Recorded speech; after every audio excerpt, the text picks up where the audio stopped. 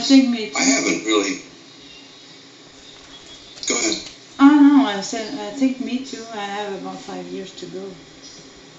Yeah, I think there's going to be a lot of chaos going on in our lives because of what we're doing. Mm-hmm. And it could very likely be the cause of our deaths. Mm-hmm. I mean, we're engaged in an endeavor here that is life-threatening. Mm-hmm. Let's face it, you go up against these people, they'll kill you. Mm-hmm. Or they'll just put you in prison, Right. which is just as bad.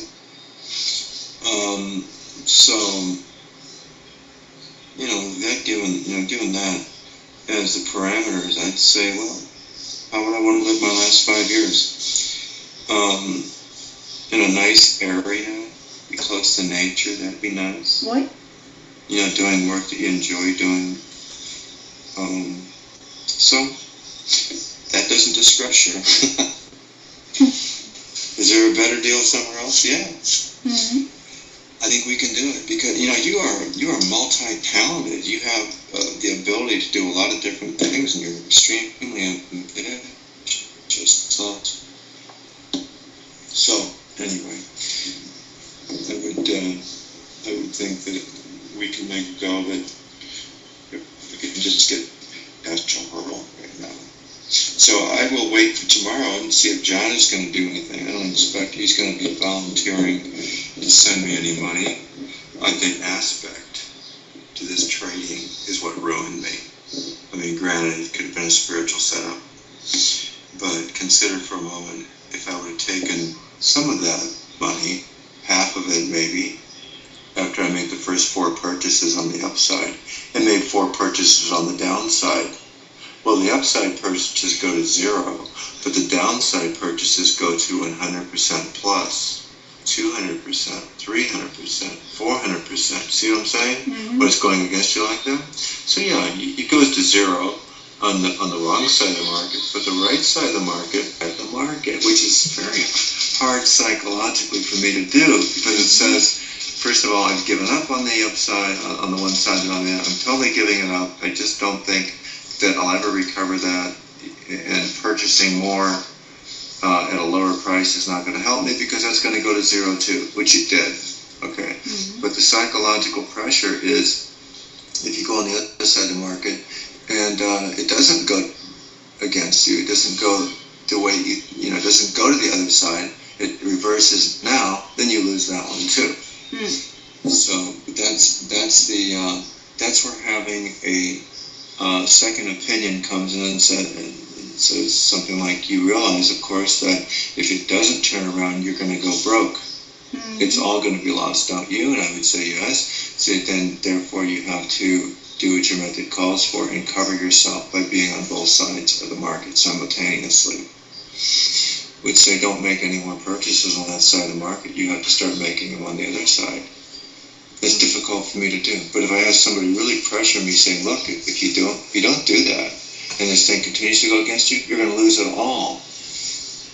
Mm-hmm. But I don't, The thing is that you will realize very soon that I'm very predictable in that regard.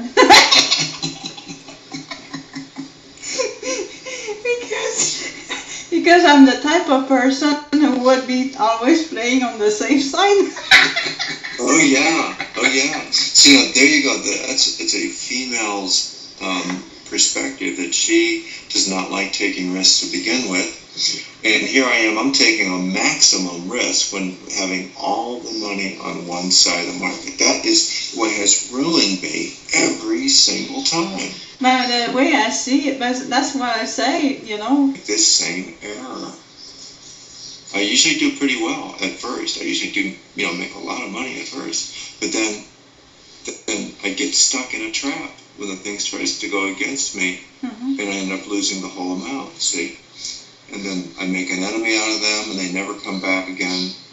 And John's the exception, because he knows how well I was able to do that one time, and he still has a lot of confidence in me.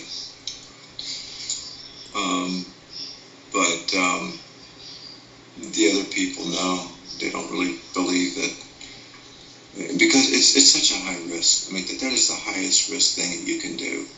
Mm-hmm. in a stock situation, if you get a move going against you that bad, it's not going to hurt you that bad. You just wait long enough and it'll come back. You might lose 20 or 30%. But in an option situation, you lose the whole amount because it's only the time that you can have this thing. You bought the time and they gave you that extra leverage, 10 to 1, 10 times. Anyway, this is Sunday and I shouldn't be talking about this. Sorry, Lord. Forgive me. But I think he understands. Because let's talk about something else. You just wanted to... the world's best financial market analyst. I personally believe that I am, simply because I have a good track record in terms of predicting market turns and the Dow Jones. But when you're trading these short-term moves in an options market, wow, and if you don't have a really good safety check on it, even the best trader in the world could lose his money. But as far as predicting the market, now we've got this Dow situation, which is stalling. I'm sure you're not keeping up with it. I really don't keep up with it very much, other than to check the price when I start the computer in the morning, and then again when I quit at night in the afternoon. But yeah, it's pretty much holding there, and I said it was going to start tumbling in July, and it looks like it will. So that was a forecast that I made clear back in March, which is excellent, really, if you can predict it that far in advance, some 4 months in advance, what the gold market's going to do in the next 24 hours, which is what I'm doing with the option thing. So anyhow, yeah, I was thinking, but this is not something that I can guarantee, because, I'm not working for this publisher, but I thought to approach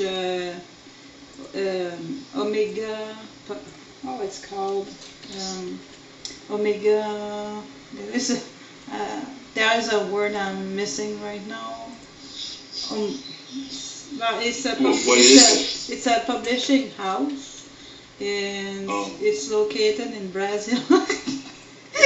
In where? Brazil. Where? Brazil. Yeah, but... Publishing house in Brazil? Well, in the Amazon rainforest? No, it's not too. And besides, there's a lot of there's areas that I'm pointing out to you in my life where I'm really not as effective as I could be. And number one is in the market, and number two, of course, is in the books. And I thank God for you. You're a godson. I thank God for you too. So you have a wonderful night.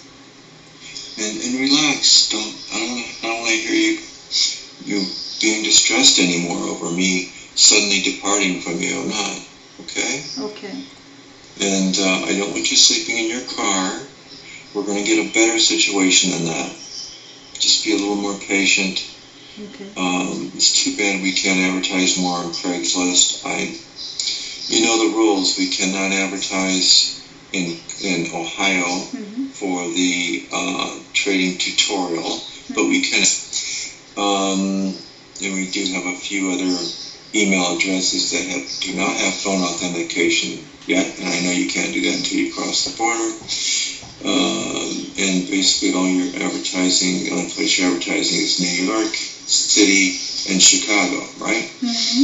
That's about it. And I'm getting the same flakes coming through every time. So, but I don't know. We need a few more cities out there. Thing is, eBay, if you could advertise on eBay for those services, because that's global. Craigslist is just one city. You may want to think about that. Yeah, we'll talk about this, yeah, okay. Okay, Martine. Well, God bless you. Take care. God bless you. Take care.